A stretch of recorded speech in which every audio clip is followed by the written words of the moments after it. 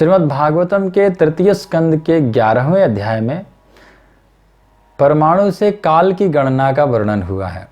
परमाणु जो सबसे भौतिक अभिव्यक्ति की जो अंतिम कण है, जो सबसे छोटी वस्तु, सबसे उससे छोटा कुछ नहीं है, अंतिम कण जिसको कहते हैं, और जो अविभाज्य है, जिसका कोई विभाजन नहीं किया जा सकता है, एकदम सबसे छोटी, उसको दोबारा से कोई विभाजन नहीं हो सकता है, उसको परमाणु कहते हैं। और समय को ऐसे परमाणुिक गतिशीलता के द्वारा मापा जा सकता है। समय को मापने के लिए इस परमाणुिक गतिशीलता, परमाणु के ऊपर में सूर्य का गतिशीलता कितना समय लगता है, उस समय के अनुसार से उसको समय से मापा जा सकता है कि कितना समय इस पर चलने में, कितना टाइम सूर्य देव को लगता है, सूर्य को, तो उसके अनुसार से हम लोग मापते हैं। ये जो समय है, काल है, ये भगवान का एक शक्ति है और जो कि भौतिक गति का जो नियंत्रण करता है। समय का गणना इस प्रकार की जाती है, 2 परमाणु से मिलकर के एक अणु होता है और 3 अणु से एक तरस रेणु बनता है, और 3 तरस रेणु से, जो 3 तरस रेणु पर सूर्य का जितना समय लगता है चलने में, उसको त्रुटि कहते हैं, वह त्रुटि कहलाता है। और 100 त्रुटि, इस बातों सभी जगह पर यही समझना है कि उसकी समय कितना लगता है, सूर्य की गति से ही इसको सबका बताया जा रहा है। तो 100 त्रुटियों का एक वेद होता है और 3 वेद का एक लव बनता है, और 3 लव की एक निमेष, और 3 निमेष का एक क्षण बनता है, और 5 क्षण का एक काष्ठा, और 15 काष्ठा का एक लघु, और 15 लघु का एक दंड, और 2 दंड का एक मुहूर्त, और 6 या 7 दंड का दिन या रात का चतुर्थांश बनता है। और दिन और रात में 8 प्रहर, दिन और रात दोनों मिलाकर के 8 प्रहर के होते हैं। और 15 दिन में एक पक्ष, और एक मास में 2 पक्ष होते हैं, शुक्ल पक्ष और कृष्ण पक्ष। और ये पितृलोक के लिए 1 महीना है, 1 दिन है, 1 दिन और रात है। हमारा 1 महीना, एक माह, पितृलोक का 1 दिन और रात है, मतलब 24 घंटा। और 2 महीने का, हमारा 2 मास का एक ऋतु होता है, और 6 मास का एक उत्तरायण और 6 मास का एक दक्षिणायन होता है। और ये दोनों मिलकर के देवताओं का 1 दिन, हमारा 1 साल, हमारा 1 वर्ष होता है, देवताओं का 1 दिन और 1 रात बनता है, मतलब 24 घंटा होता है। और मनुष्य का जो आयु है वो 100 वर्ष का है। तो इस तरह से वर्णन किए हैं। इसको फिर एक पक्ष में 15 दिन होता है। इसको फिर प्रभुपाद जी ने मिनट के हिसाब से, हमारी घड़ी के हिसाब से फिर उन्होंने बताया है, प्रभुपाद जी ने, कि एक पक्ष में 15 दिन होता है और एक रात में 12 घंटे होते हैं, और रात भी 12 घंटे का होता है, दिन भी 12 घंटे का। 3 घंटे में एक प्रहर होता है। एक प्रहर जो जिसका बात हुआ था, तो एक प्रहर को 3 घंटे का होता है। और 3 मिनट का एक दंड होता है। तो एक दंड के विषय में बात हुआ था, तो दंड का मतलब होता है 30 मिनट। और लघु का मतलब होता है कि 2 मिनट। 2 मिनट को एक लघु कहते हैं। और 8 सेकंड को एक काष्ठा। और एक क्षण, जो एक क्षण कहते हैं, वो एक क्षण होता है 8 सेकंड को 5 भाग कर करके, और उसमें से जो एक भाग बनेगा उसको एक क्षण बोलते हैं। और एक निमेष मतलब 8 सेकंड को 15 विभाग किया जाए, उसमें से एक भाग जो होगा वो एक निमेष होगा, और एक लव उसको कहते हैं, जो 8 सेकंड को 45 भाग किया जाए, उसमें से एक भाग जो होगा उसको एक लव कहते हैं। और एक वेद मतलब 8 सेकंड हो, उसको 135 भाग किया जाए, एक सेकंड को 135, 8 सेकंड को 135 भाग किया जाए, उसमें से एक भाग जो होगा वो एक वेद होता है। और एक त्रुटि कहते हैं 8 सेकंड को 13,500 भाग किया जाएगा, तो उसमें से जो एक भाग होगा वो एक त्रुटि कहलाएगा।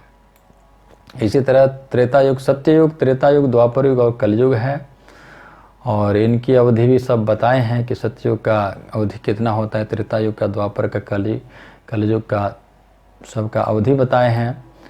और ये चारों युग जब मिलता है तो एक महायुग होता है, जिसको ऐसे चारों युगों को जब 4 बार गुणा करते हैं, मतलब 1000 बार जब महायुग बनता है, होता है, तो ब्रह्मा जी का एक दिन बनता है। और ऐसे ही ब्रह्मा जी का रात्रि भी होता है। जब 1000 बार, जब सत्य त्रेता द्वापर कली जब एक बार चक्कर लगा चुकता है महायुग, 1000 बार होने के बाद में ब्रह्मा जी का एक रात्रि होता है और एक दिन होता है। एक दिन अलग से, एक रात्रि में मतलब 12 घंटे का होता है खाली 1000 बार जब होता है। और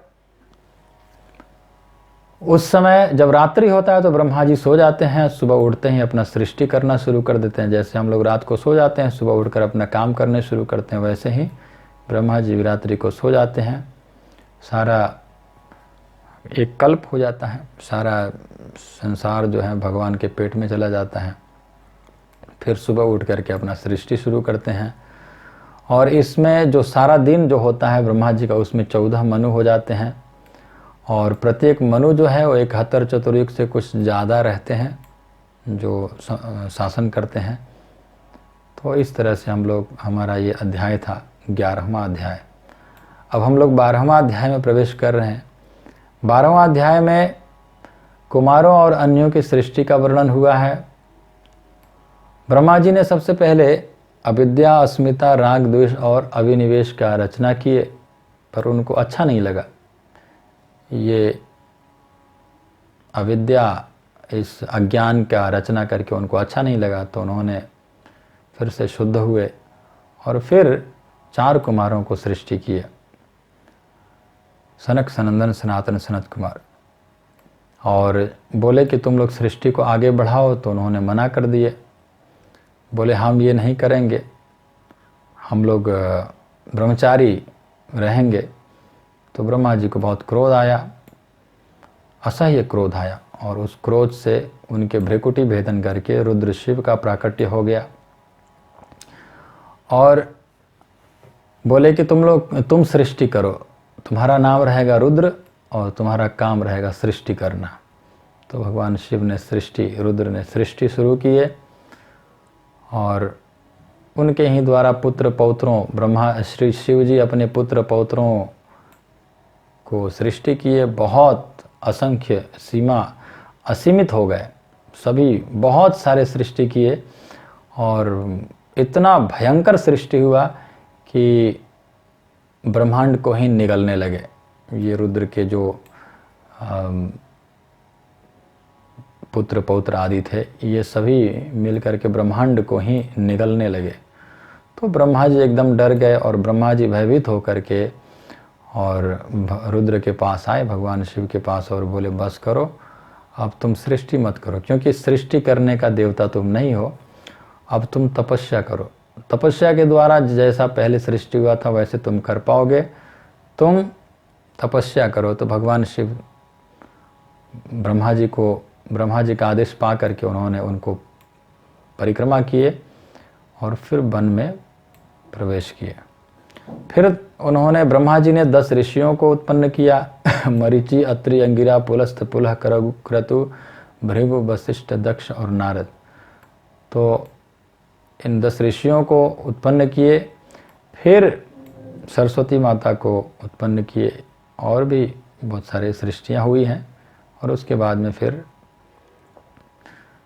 ब्रह्मा जी ने सरस्वती अपनी पुत्री से आकृष्ट हुए और उनके पुत्रों ने जब समझाया कि यह गलत है, आप अपनी बेटी के साथ इस तरह से व्यवहार ये सही नहीं है, और बहुत समझाए तो ब्रह्मा जी को बहुत शर्मिंदगी हुआ, बहुत लज्जा हुआ और उन्होंने शरीर त्याग दिया और वहीं कोहरे के रूप में प्रकट हुआ। ब्रह्मा जी के जो मानसिकता, शरीर त्यागने का मतलब है मानसिकता को त्यागना, त्यागते ही उनकी मानसिकता वहीं जो था वो कोहरे के रूप में प्रकट हो गया और फिर उनके मुख से 4 वेद प्रकट हुआ और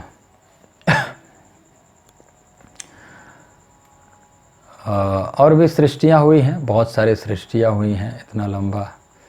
तो फिर स्वयंभू मनु और शत्रुपा का सृष्टि किया ब्रह्मा जी ने और इनके 5 संतान हुए, 2 पुत्र हुए, प्रियव्रत और उत्तानपाद, 3 पुत्रियां हुई, आकुति, देवहूति और प्रसूति।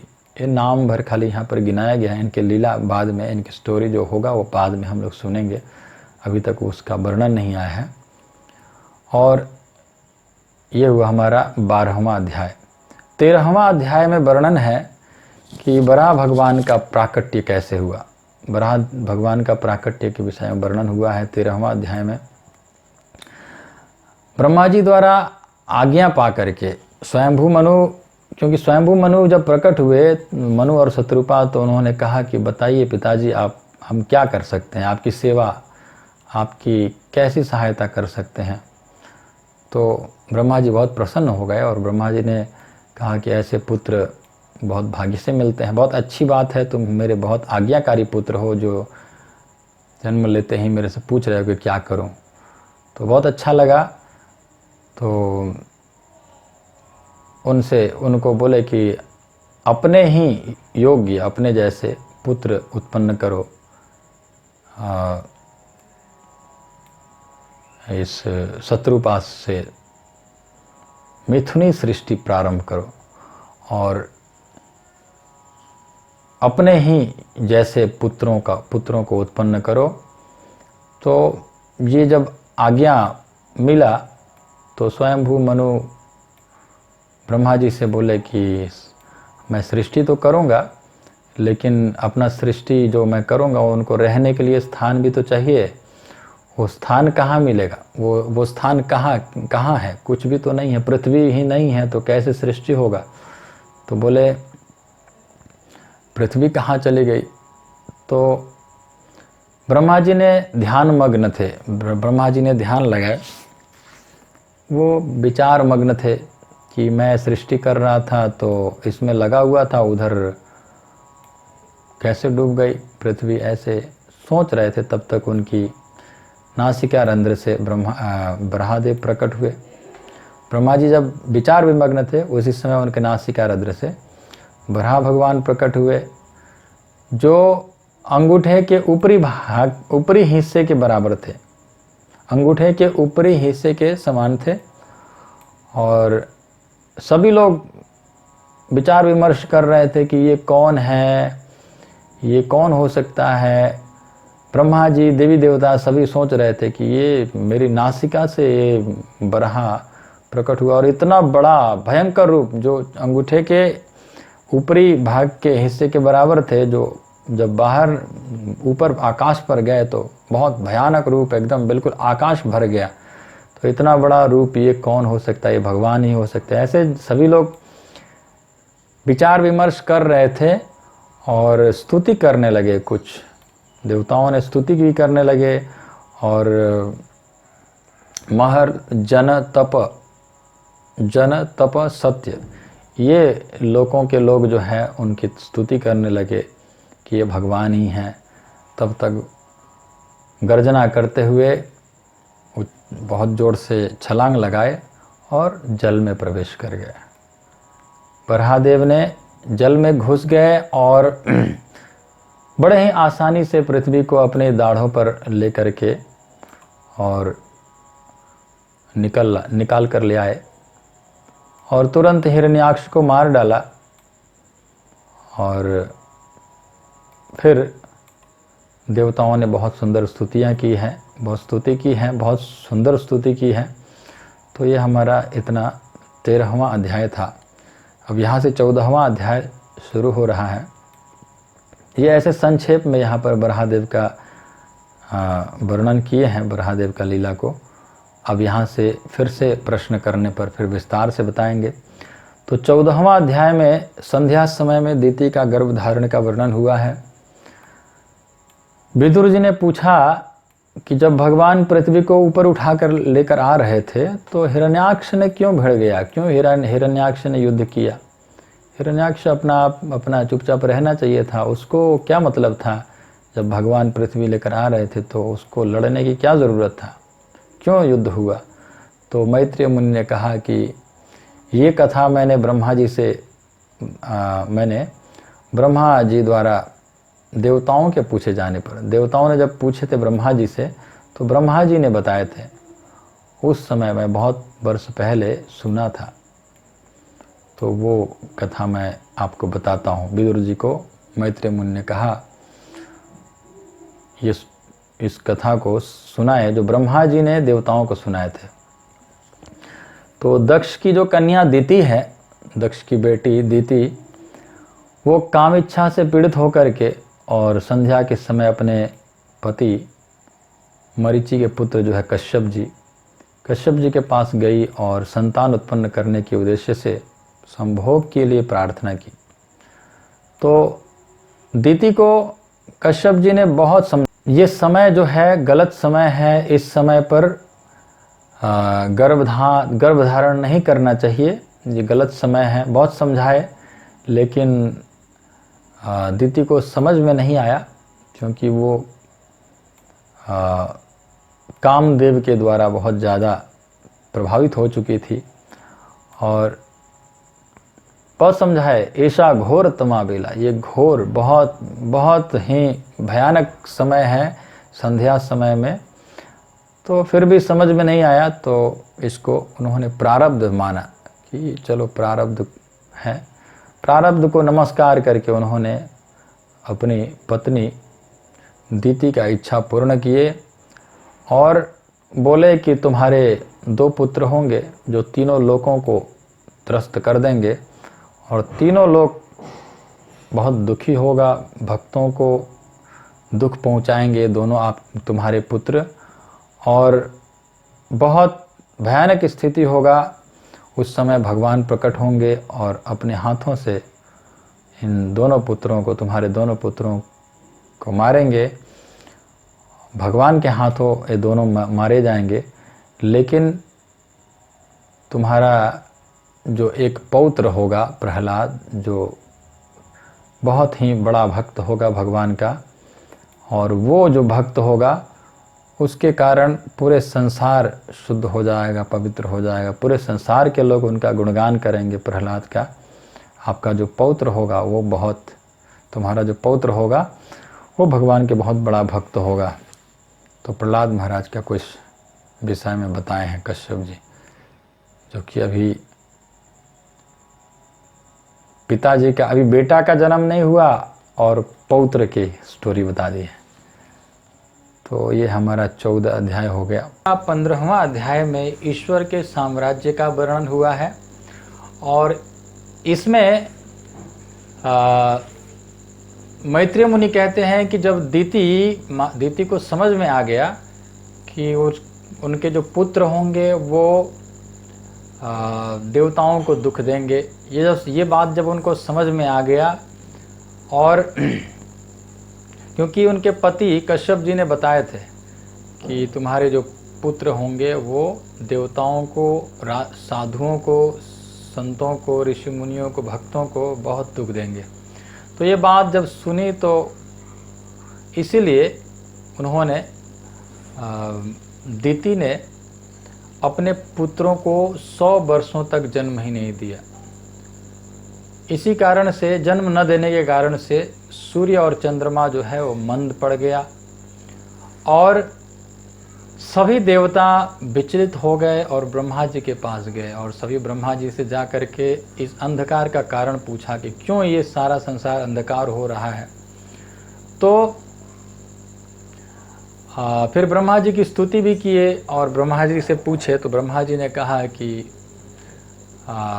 तुम्हारे ही जो पूर्वज है, मानसामि सुतायुष्मत पूर्वजा सनकादि, तुम्हारे ही जो पूर्वज है सनकादि ऋषि, जो मेरे मानस पुत्र हैं सनक, सनंदन, सनातन, सनत कुमार, ये एक बार ये कहीं भी जा सकते हैं, संसार के किसी भी लोक में जा सकते हैं, बड़े आसानी से घूमते रहते हैं ये।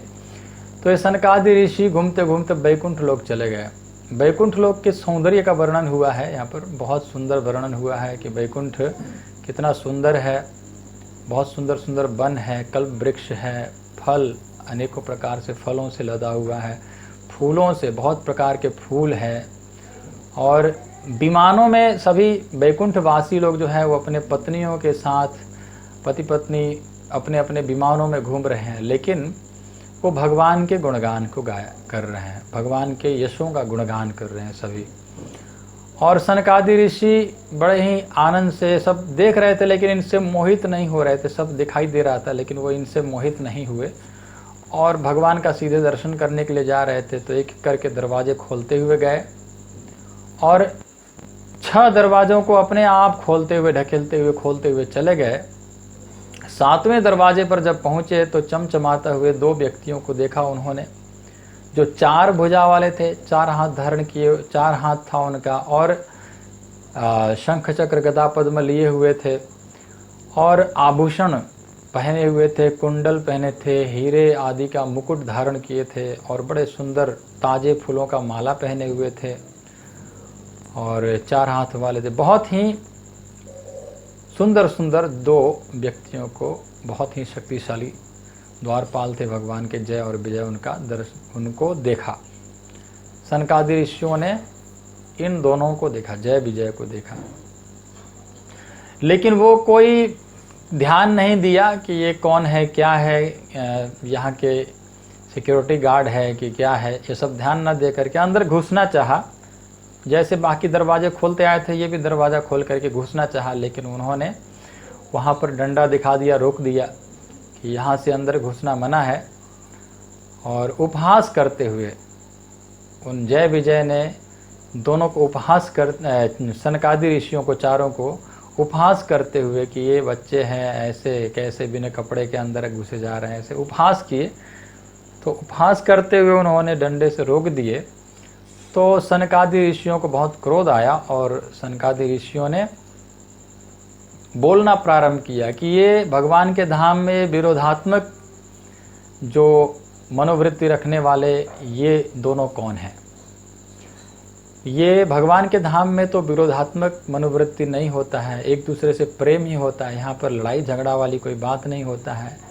और ये लड़ाई झगड़ा करने वाले हैं, तो इसलिए इनको लड़ाई झगड़ा करने वाले संसार में भेज देना चाहिए। और इसलिए उन्होंने श्राप दे दिया और श्राप दे करके श्राप दिया कि जाओ तुम लोग पृथ्वी पर असुर कुल में जन्म लो। लेकिन जय विजय ने माफ़ी मांगा। जय विजय ने कहा कि हमने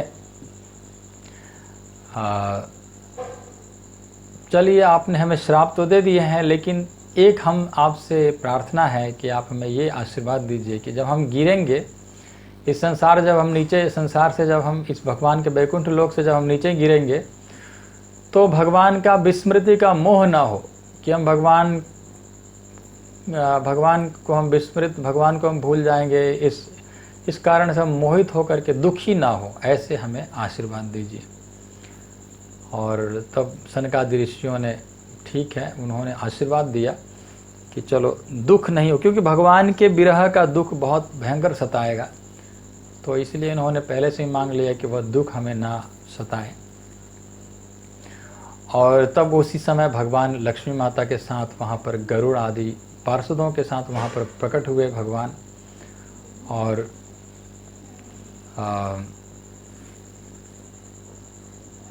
तुरंत सनकादि ऋषि जो है भगवान का दर्शन करते हैं, उनके चरणों में पड़ गए और प्रणाम किए। तो भगवान के चरणों में तुलसी अर्पित किया जाता है। तो तुलसी के सुगंध से जो निराकारवादी थे, जो भगवान के सगुण साकार को नहीं जानते थे या नहीं मानते थे, निर्गुण निराकार को मानते थे, वो तुलसी, भगवान के चरणों में चढ़ाए हुए तुलसी के सुगंध से वो भक्त बन गए और भगवान के उपासक, साकार का उपासक बन गए। जो निर्गुण निराकार के उपासक थे वो सगुण साकार के उपासक हो गए। और उन्होंने कहा, सनकादि ऋषियों ने कहा भगवान से कि हमारा मन आपके हृदय आप में लगे, हमारा हृदय आप में लगे, आप हमारी वाणी आपके गुणों का गुणगान करें, हमारी कान जो है आपके लीलाओं यशों का श्रवण करें, ये इस तरह से हमारे सभी इंद्रियां आपकी सेवा में लग जाएं। इस तरह से भगवान से प्रार्थना की है सनकादि ऋषि। तो ये हमारा 15वां अध्याय था। 16वां अध्याय में जय विजय का शाप का वर्णन हुआ है। इसमें किस तरह से भगवान को शाप दिया गया है, किस तरह से सनकादि ऋषि, ये 16वां अध्याय में जय विजय का शाप का वर्णन हुआ है। तो इसमें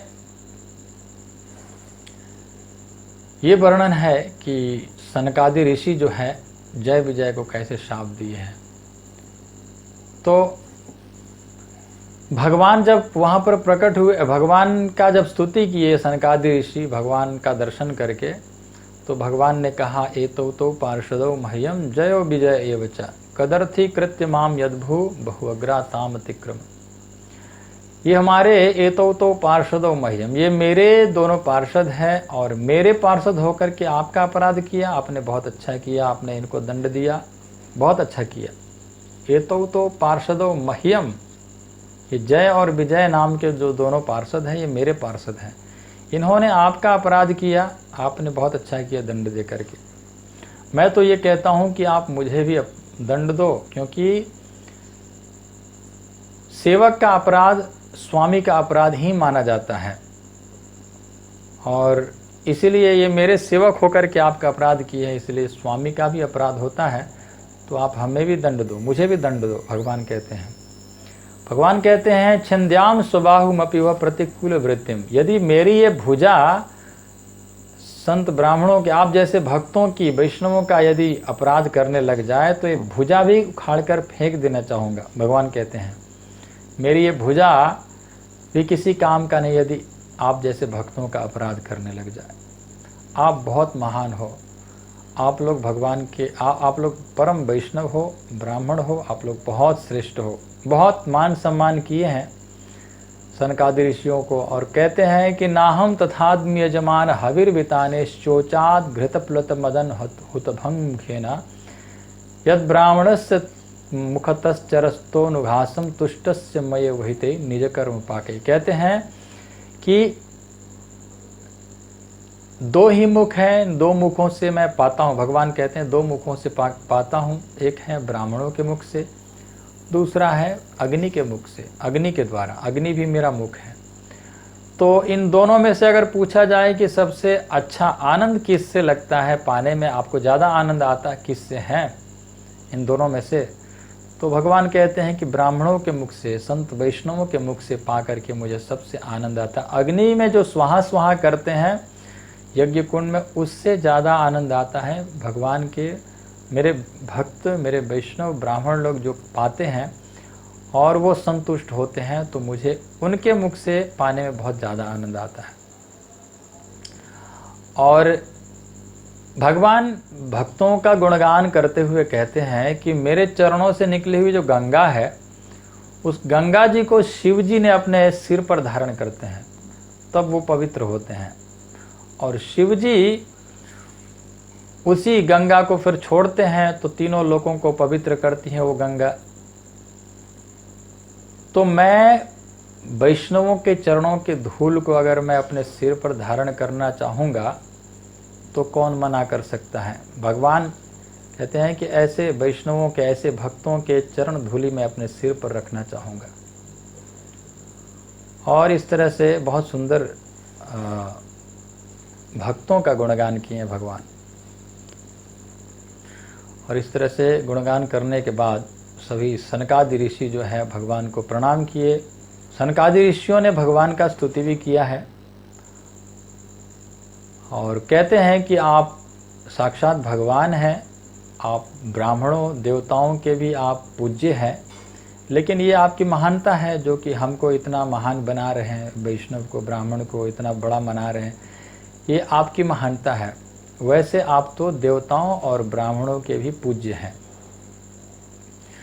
और फिर उसके बाद सनकादिक ऋषि भगवान का सुंदर स्तुति किए हैं, फिर परिक्रमा किए हैं, भगवान का परिक्रमा करके और प्रणाम करके वहाँ से सनकादिक ऋषि लौट कर आ गए इस संसार में, भगवान के धाम से यहाँ आ गए। और तब भगवान ने जय विजय से कहा कि अब तुम लोग यहाँ से चले जाओ। लेकिन हाँ, ये बात याद रखो, तुमको डरने की कोई बात नहीं है, डरने की कोई ज़रूरत नहीं है। वैसे मैं ब्राह्मणों के इन श्रापों को निरस्त कर सकता हूँ, इन ब्राह्मणों के इन जो श्राप मिला है, इस श्राप को मैं ख़त्म कर सकता हूँ, नष्ट कर सकता हूँ, निरस्त कर सकता हूँ। लेकिन मैं ये काम नहीं करूँगा, क्योंकि मैंने इसको माना हो कि तुम लोगों ने अपराध किए हो तो तुम लोग को दंड मिलना चाहिए। तो ये बात को मैंने माना हो, इसलिए मैंने इन ब्राह्मणों के श्राप को मैं निरस्त नहीं करूँगा। लेकिन हाँ, तुम लोग ब्राह्मणों के अपराध से बहुत जल्द ही मुक्त होकर के और मेरे पास आओगे। और ये बात कह करके भगवान वहाँ से अंदर चले गए, वैकुंठ लोक अंदर चले गए। और वहाँ से जय विजय दोनों नीचे गिरे। और वहीं दोनों जो है, ब्रह्मा जी बता रहे हैं देवताओं को कि वहीं दोनों अब दिति के गर्भ में आ गए हैं और इनका उद्धार स्वयं भगवान करेंगे और इनको कोई परास्त नहीं कर सकता है। इसलिए तुम लोग सभी बच कर रहो इन लोगों से टक्कर मत लेना, क्योंकि ये भगवान के पार्षद हैं। तो ये था हमारा 16वां अध्याय। 17वां अध्याय में हिरण्याक्ष के दिग्विजय का वर्णन हुआ है। 100 वर्षों के बाद दिति ने जुड़वा पुत्र को जन्म दिया और जन्म के समय बहुत सारे प्राकृतिक उपद्रव हुए और ऐसे लग रहा था कि लोगों को ऐसे लग रहा था कि ये महाप्रलय होने वाला है, ऐसे लग रहा था। अनेकों उपद्रव हो रहा था क्योंकि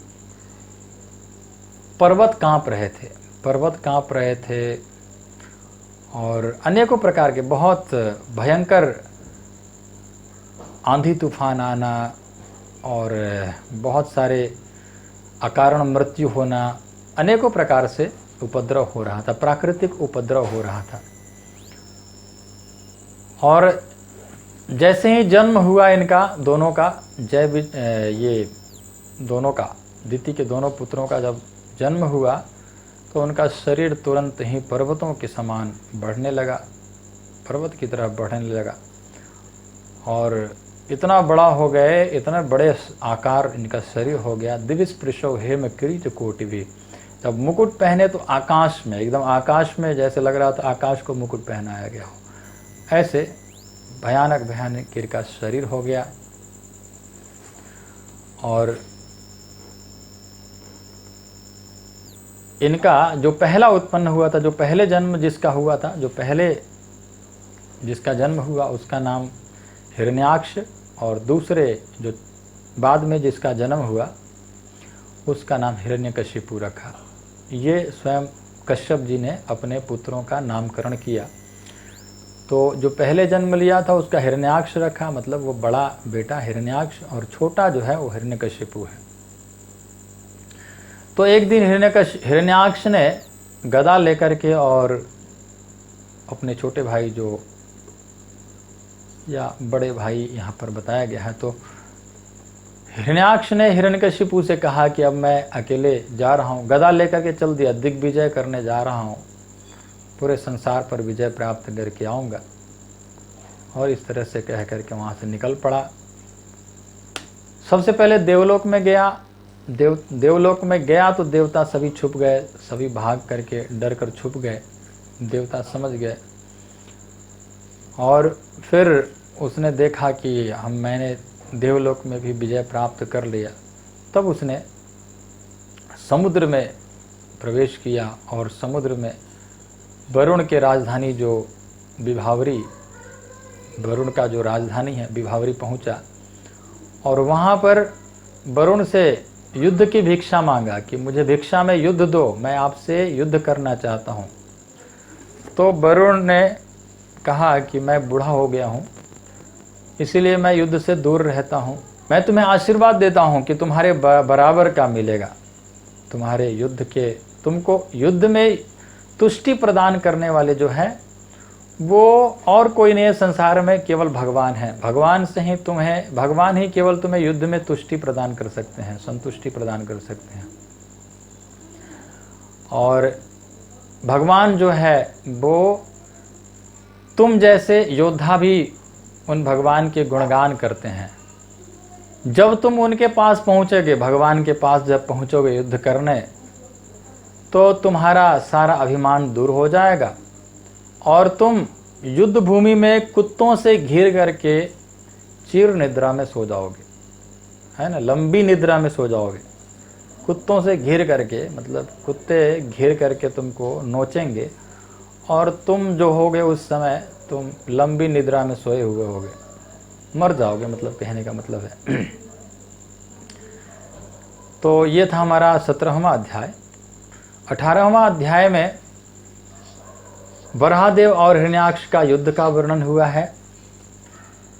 इसमें नारद जी से भगवान के बारे में, जब इसने वरुण देव के बातों को इसने ध्यान नहीं दिया और बस ये सोच लिया कि अब भगवान से मेरे को युद्ध करना है, संसार में कोई मेरे लायक युद्ध करने वाला है नहीं, तो भगवान ही एक है जो मेरे साथ युद्ध कर सकते हैं, तो कहाँ से खोजा जाए। तो नारद जी से पता लगाया। नारद जी ने बताया कि जाओ, अभी वराह रूप में भगवान जो है इसी समुद्र के अंदर पृथ्वी को लेने गए हैं, जल्दी भागो। तो वो दौड़ता हुआ वहाँ से समुद्र के गहराइयों में गया अंदर, और भगवान को उसने अंदर देखा कि भगवान जो है अपने दाढ़ पर वराहदेव के रूप धारण किए हुए हैं, अपने दाढ़ पर पृथ्वी को ले करके आ रहे हैं, लेकर धारण किए हुए हैं, ये देखा उसने। और भगवान अपनी दाढ़ों पर पृथ्वी को लेकर के आ रहे हैं। और वहाँ पहुँच करके उसने भगवान को बहुत सारे अपशब्द कहा, लेकिन भगवान ने उन सारे अपशब्दों को सहन किया। अनेकों प्रकार से ललकारा उसने, बहुत प्रकार से ललकारा और भगवान को बहुत अपशब्द कहा, लेकिन भगवान ने सब सहन किया, क्योंकि भगवान ने देख रहे थे कि पृथ्वी माता बहुत डरी हुई है, तो पहले पृथ्वी माता को रक्षा करना है। तो भगवान ने पहले पृथ्वी को जल के सतह पर ले आकर के जल को स्थगित किए और सतह उसके ऊपर ले आकर के पृथ्वी को ले आकर के रखे, और तब बोला, भगवान ने कहा, सत्यम वयम भो वन गोचरा मृगा युष्मत विधान मृगये ग्राम सिंहान। तुमने बिल्कुल सही कहा है कि मैं जंगली सुअर हूँ। भगवान को जंगली सुअर कहा। अरे जंगली सुअर तू कहाँ जा रहा है?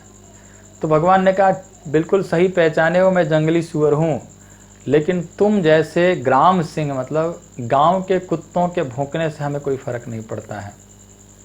जब इस तरह से भगवान ने कहा तो उसको बहुत कांपने लगा, क्रोध के मारे वो एकदम तिलमिला उठा और उसने भगवान के साथ युद्ध शुरू कर दिया। और सभी देवता आकर के भगवान का युद्ध देख रहे थे। ब्रह्मा जी ने भी आया, ब्रह्मा जी ने भी युद्ध, बहुत लंबा चौड़ा, बहुत भयानक युद्ध था। तो ब्रह्मा जी ने भी देखा कि भगवान जो है इसके साथ खेल रहे थे। भगवान बराहदेव हिरण्याक्ष के साथ खेल रहे थे, तो बोल रहे थे, ब्रह्मा जी ने कहा कि हे भगवान, आप खेलिए मत, आप जल्दी जल्दी इसको मार दीजिए, क्योंकि अभिजीत मुहूर्त चल रहा है। अभी अभिजीत मुहूर्त में ये युद्ध, मतलब विजय प्राप्त करने वाला मुहूर्त चल रहा है। दोपहर से शुरू हुआ है और अभी तक ये चल रहा है अभिजीत मुहूर्त। अब थोड़ी देर में बीतने वाला है। अब ये अभिजीत मुहूर्त बीत जाएगा तो मतलब युद्ध करना, जीतना असंभव जैसा हो जाएगा। कहने का मतलब यही था। तो आप जल्दी जल्दी अविलंब आप इसको सफाया कर दीजिए। 19वां अध्याय में हिरण्याक्ष का वध का वर्णन है। ब्रह्मा जी के इन वचनों को जब भगवान ने सुना, बरहात भगवान ने सुना कि ये अभी अभिजीत मुहूर्त चल रहा है और दोपहर से चल रहा है, अब शाम होते ही ये अभिजीत मुहूर्त खत्म हो जाएगा, आप जल्दी मारो। ये बात जब सुने तो भगवान को बहुत जोर हंसी आया और भगवान ने बहुत एकदम जी भर करके हंसा बराह भगवान ने ब्रह्मा जी के इन शब्दों को सुन करके। और फिर सोचा कि चलो अब इतना ही सब बोल रहे हैं तो मार ही देते हैं। तो भगवान ने बहुत जोर का गदा से मारा, लेकिन गदा छूट गया हाथ से, भगवान के हाथ से गदा छूट गया।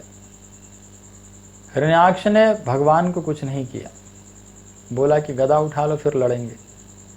भगवान को इसकी धर्मपरायण युद्ध को देखकर भगवान को अच्छा लगा कि चलो असुर होकर के भी ये धर्मपरायण है। और भगवान ने फिर से गदा से मारा और उसका हाथ से गदा छूट गया और उसने फिर से उठाने में शर्म आया उसको, उसने फिर से गदा उठाया नहीं और उसने फिर त्रिशूल से मारा। त्रिशूल बहुत भयानक त्रिशूल था, त्रिशूल से उसने चलाकर भगवान को मारा। भगवान ने सुदर्शन के द्वारा उस त्रिशूल को काट दिया और अंत में भगवान की छाती पर उसने अपने, जब त्रिशूल भी नहीं रह गया तो अपने मुष्टिका से आकर भगवान के छाती पर प्रहार किया।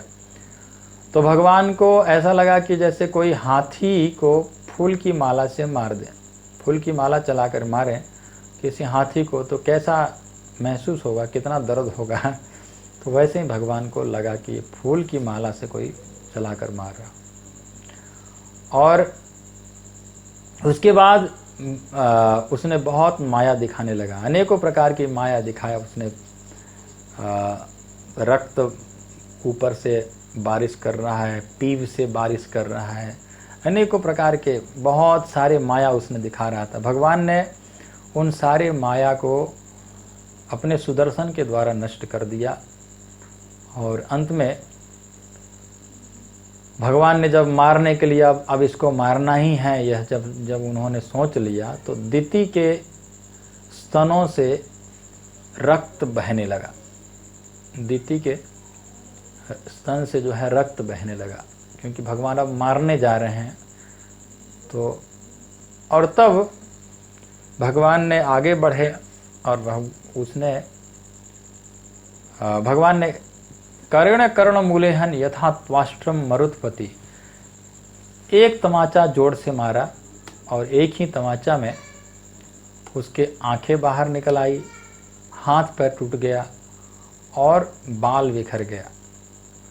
और जैसे विशाल वृक्ष, जो बहुत बड़ा वृक्ष उखड़ करके जैसे गिर जाता है, वैसे ही वो भयानक बहुत बड़ा शरीर वाला था।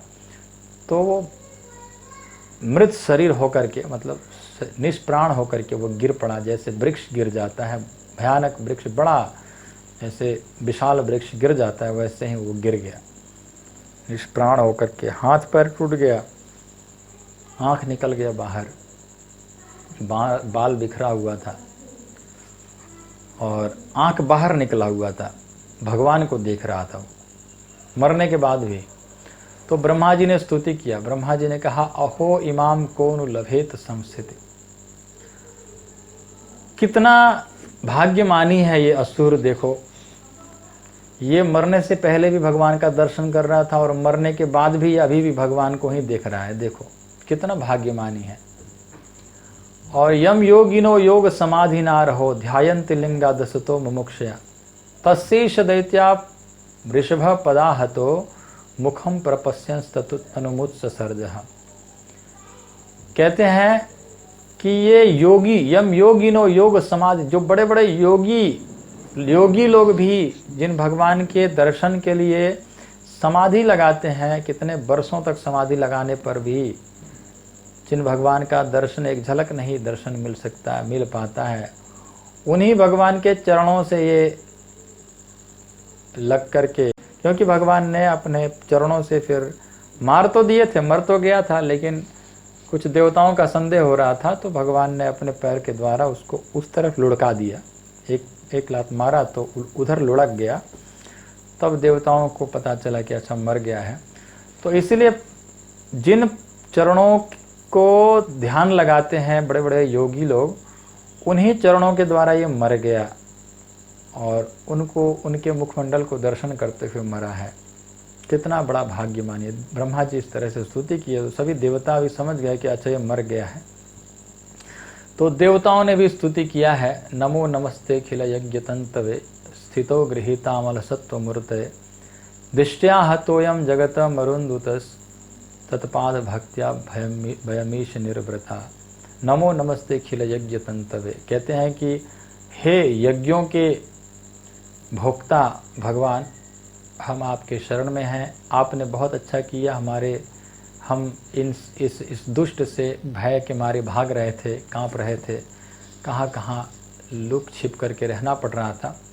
आपने इसको मार करके हमारी बहुत बड़ी रक्षा की है, हमारी रक्षा किए हैं। अब हम आपकी भक्ति को खूब अच्छा से करेंगे, बिना किसी प्रकार की बाधा के ही हम आपकी भक्ति कर पाएंगे। इस तरह से देवता सभी स्तुति किए भगवान का। और तब सूत गोस्वामी सौनकादि ऋषि, जो 88,000 ऋषि नैमिषारण्य में विराजमान हैं, उनसे कहते हैं कि जो भी इस हिरण्याक्ष के वध का इस आख्यान को सुनता है या गाता है या इसमें रस लेता है इस कथा में, वो ब्रह्म हत्या के जैसे पाप से भी मुक्त हो जाता है। बहुत बड़ा से बड़ा पाप से मुक्ति मिल सकता है केवल इस हिरण्याक्ष को भगवान ब्रह्मा ने कैसे मारा, इस लीला को जो सुनता है तो उसके बड़े से बड़े पाप से मुक्ति मिलता है। ये हिरण्याक्ष उद्धार का महात्म्य है। इसको जो सुनता है उसको समस्त पापों से मुक्ति मिलता है। तो ये हमारा 19वां अध्याय था। अब 20वां अध्याय में हम लोग प्रवेश कर रहे हैं। 20वां अध्याय, इन 20वां अध्याय में विदुर जी और मैत्रेय मुनि के संवाद का वर्णन हुआ है। संवाद तो पहले से ही हो रहा है, लेकिन यहाँ पर कुछ और वर्णन नहीं हुआ है, आपस में प्रश्न उत्तर कुछ हुआ है, तो इसलिए विदुर जी और मैत्रेय मुनि के संवाद इसका शीर्षक दिया गया है। तो विदुर जी कहते हैं मैत्रेय मुनि से कि ब्रह्मा जी ने सृष्टि के लिए आगे क्या किया। अब हो गया, ब्रह्मा भगवान ने हिरण्याक्ष को वध कर दिया, पृथ्वी को भी लिया दिया। अब सृष्टि आगे कैसे बढ़ा, आप हमें बताइए। मरीचि और स्वयंभू मनु आदि जो प्रजापति लोग, मरीचि, अत्रि, अंगिरा, पुलस, पुलक्रतु, ये सब जो ब्रह्मा जी के जो मानस पुत्र थे, इन पुत्रों से इन प्रजापतियों ने अपने आप सृष्टि को आगे बढ़ाया कि अपने पत्नियों की सहायता से आगे बढ़ाया सृष्टि को।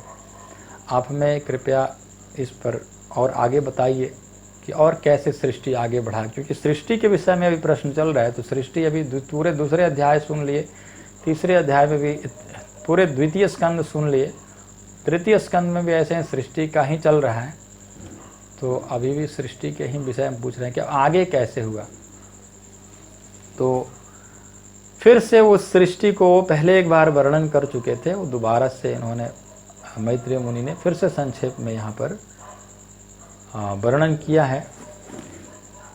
मैत्रेय मुनि ने कहा कि महाविष्णु ने सबसे पहले प्रकृति पर दृष्टिपात किया और दृष्टिपात करते ही, प्रकृति पर दृष्टिपात करते ही हलचल, क्षोभ उत्पन्न हुआ और काल शक्ति से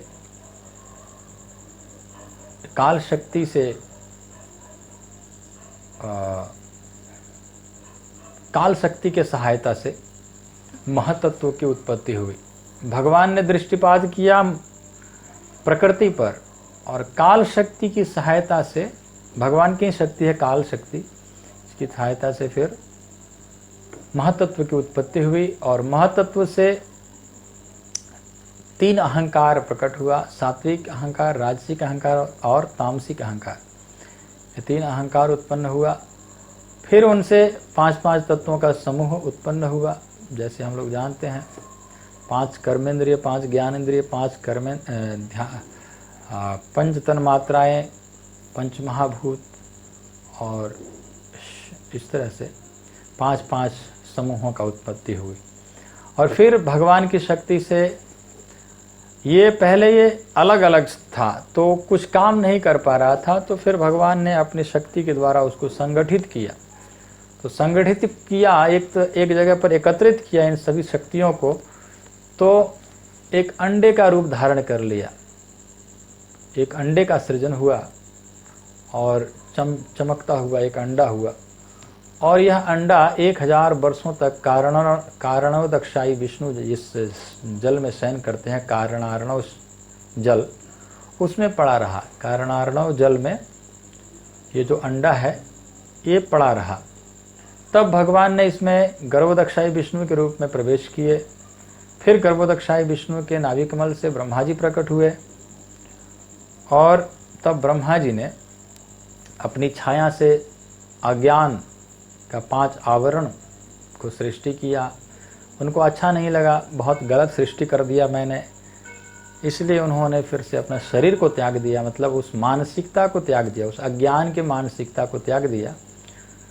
फिर उन्होंने इस तरह से बहुत सारे सृष्टि किए, यक्ष का, राक्षस का, देवता, और नितंब प्रदेश से उन्होंने असुरों का, भूत पिशाचों का, साध्यों का, पितरों का, सिद्धों, विद्याधरों, किन्नर, किम पुरुष, सर्पों का, और फिर उन्होंने अंत में मनुओं का सृष्टि की और मनु को उत्पन्न किया।